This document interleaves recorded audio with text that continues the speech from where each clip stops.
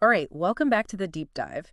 Today, we're gonna be diving into your work with Fujifilm Prescale film. Oh, cool. Yeah, yeah, and specifically how to really get the most out of it when you're, using it for these really specialized metal forming tools that you're creating. Okay. We've got, notes, images from your consultation with a Fujifilm expert. And we're going to break it all down, really try to extract, those golden nuggets of knowledge just for you. Sounds good. So this deep dive, we're really hoping that it's going to help you fine tune your process. Gotcha. And we're talking about like making sure that you're using the right film for the job, understanding how to place it strategically to really get, maximum efficiency. And then even, how to interpret those color changes like a pro. Nice. Ready to kind of unlock the secrets of pressure distribution. Let's do it. All right. All right. So you're creating some pretty complex tools here for some really intricate designs. Yeah. And verifying that pressure distribution is absolutely critical. Yeah. Especially during that testing phase. For sure. It's like making sure every single piece of a puzzle fits perfectly. Exactly. Yeah. And you've been using Fujifilm Prescale film to do just that. Right. And it's amazing. It's this film that changes color based on the amount of pressure applied. So it gives you like this visual map of the forces that are at work. Oh, wow. Yeah. I see. It's really neat. Yeah. So it's like a pressure-sensitive canvas. Yeah. That paints a picture of what's happening between your tools and the material. Exactly. Yeah. Like a pressure fingerprint almost. Gotcha. So from what I understand, you've mainly been using the medium range film. Okay. Cutting it down to size with scissors. Right. To fit your tool setup. You've also tried the lower range films, but you found them to be, a bit too sensitive. Okay. And then you received a sample of the high range film, but the sheets weren't quite large enough for what you needed. Now, you're diligently storing all of the used film in a binder.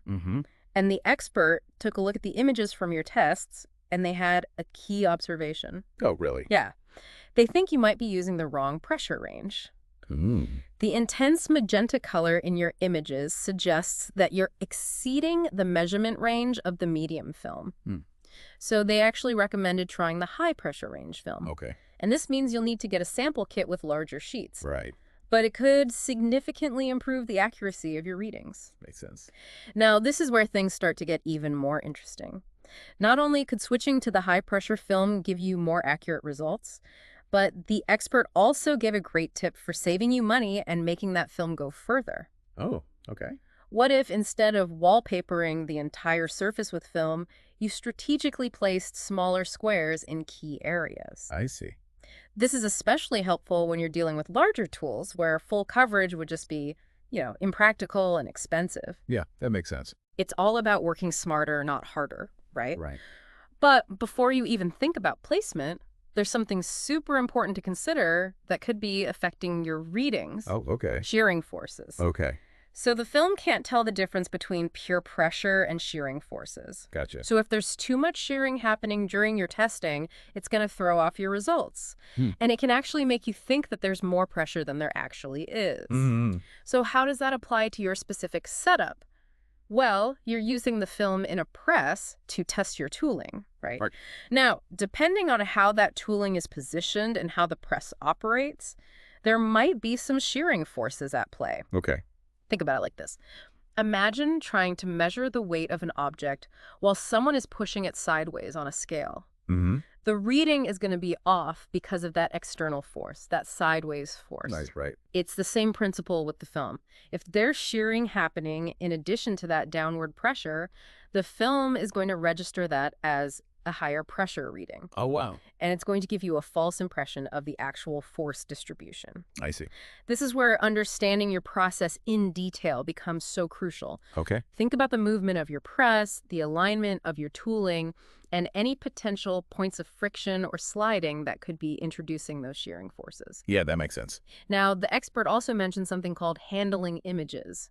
Have you ever noticed any faint markings or discolorations on the film that don't really seem to relate to the actual pressure application? I'm not sure. Those could be handling images. Okay. It's like a ghost image almost. They occur when the active surface of the film is accidentally touched or rubbed, even lightly. Oh, I see. And they're especially common with the lower pressure range films, which are extremely sensitive. That's why those films often come with donor sheets. You use the donor sheet to protect that active surface right up until the moment you're ready to apply pressure. Okay. But once you've used the film, that donor sheet is spent. Toss it out immediately. Gotcha. Otherwise, you risk those handling images creeping in and muddying up your results. Okay.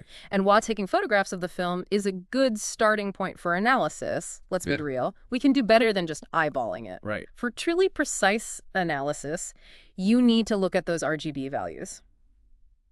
But before we get into that, I'd love to hear your thoughts on all of this so far. Anything standing out to you as particularly relevant or perhaps surprising? It's a lot to consider, for sure. Yeah. But understanding these nuances is really what separates good analysis from great analysis. For sure. And yeah, you're right. Those handling images, those can be really tricky. It's like accidentally smudging a fingerprint on a pristine window. Right. It's there, and it can really distort your view.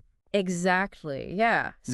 So thinking about those shearing forces and how they could be impacting your readings, are there any particular aspects of your press setup that come to mind as potential sources of that shearing? Well, given that your designs, they resemble heat exchanger components. Yeah. I'm wondering if the intricate channels and fins might be introducing some lateral movement during the pressing process. Okay.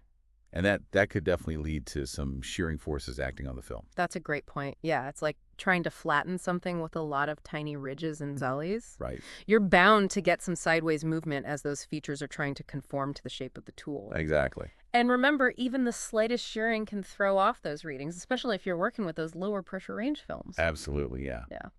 Okay, now let's shift gears a little bit and dive into those RGB values we mentioned earlier. So while a photograph of the film can give you, a general idea of that pressure distribution, it doesn't tell the whole story. Right. It's like looking at a digital image on a low-resolution screen versus viewing it on a high-definition display. Right. You're missing out on the finer details, the subtle variations in color that can reveal so much more about that underlying pressure landscape.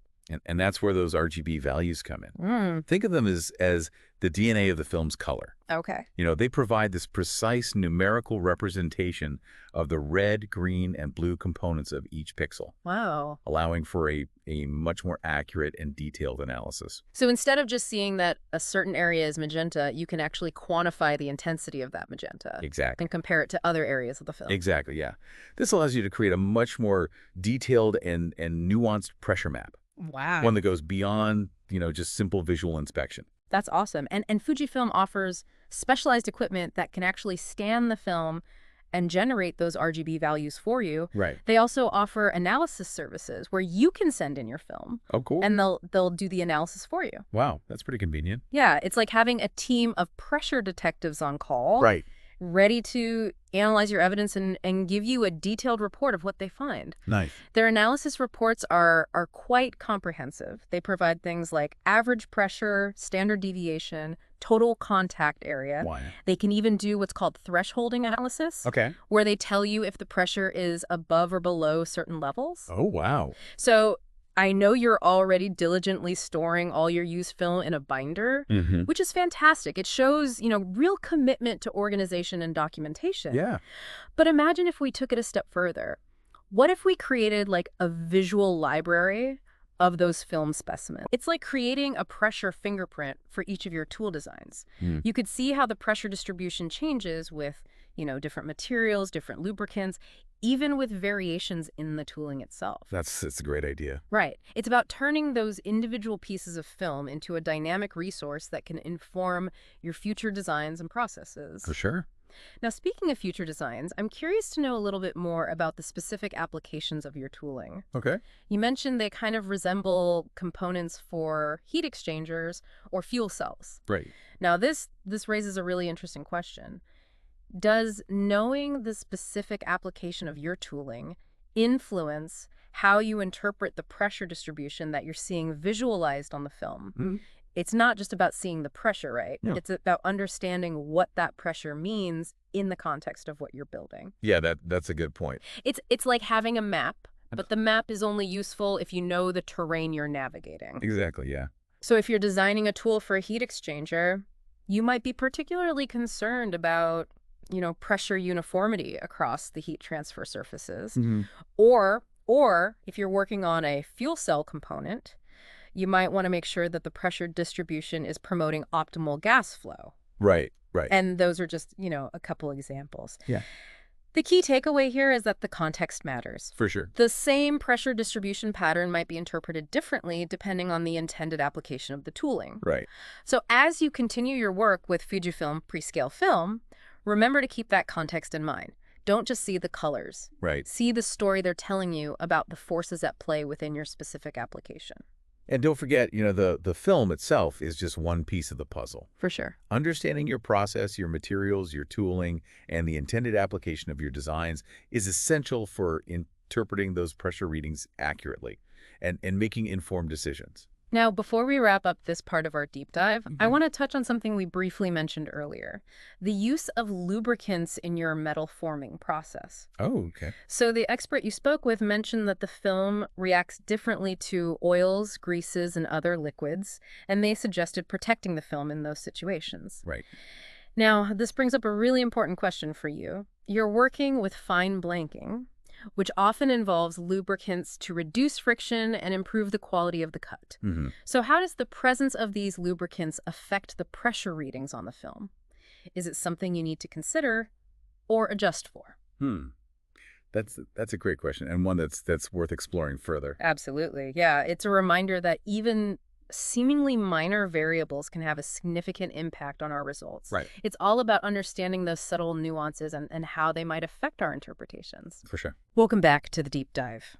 We're wrapping up our exploration of Fujifilm Prescale film and how you can really use it to, I guess, master pressure distribution in those intricate metal forming projects that you're working on.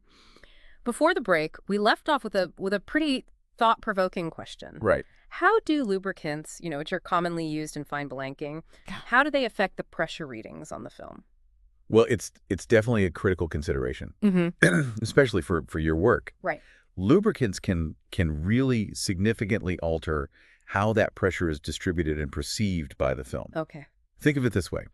A lubricant can create, this thin layer between the tooling and the film.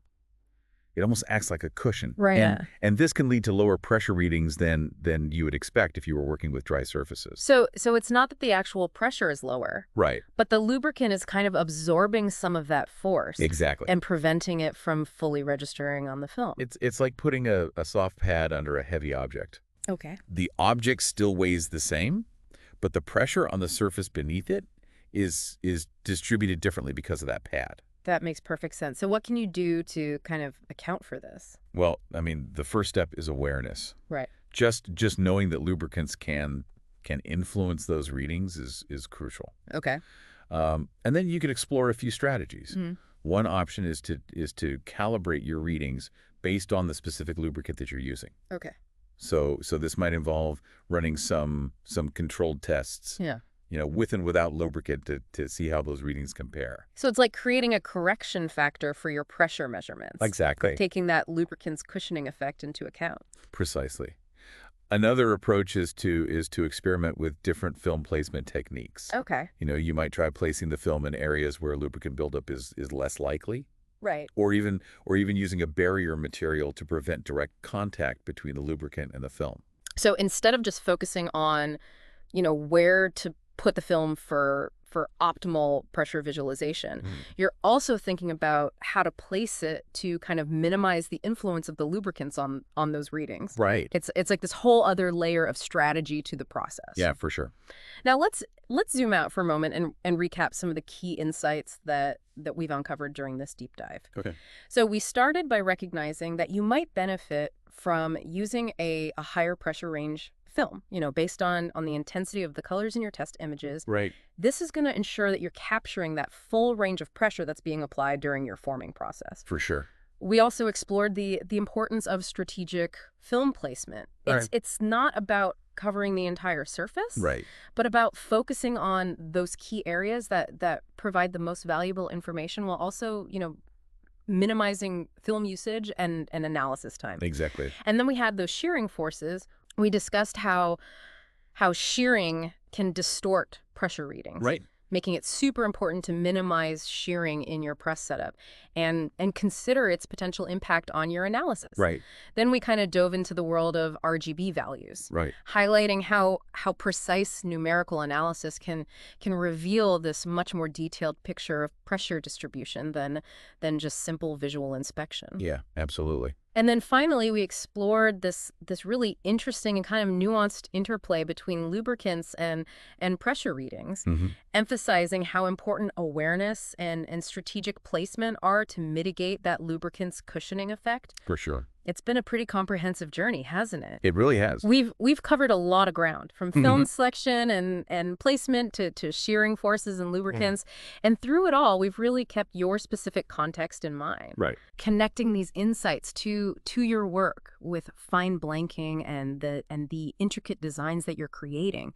So as you move forward with Fujifilm Prescale film, remember to embrace the power of visualization, experiment with different approaches, and always keep asking questions. That's great advice. And if you ever find yourself pondering the mysteries of pressure distribution or any other fascinating topic, you know where to find us. Awesome. Until then, keep learning, keep exploring, and keep diving deep.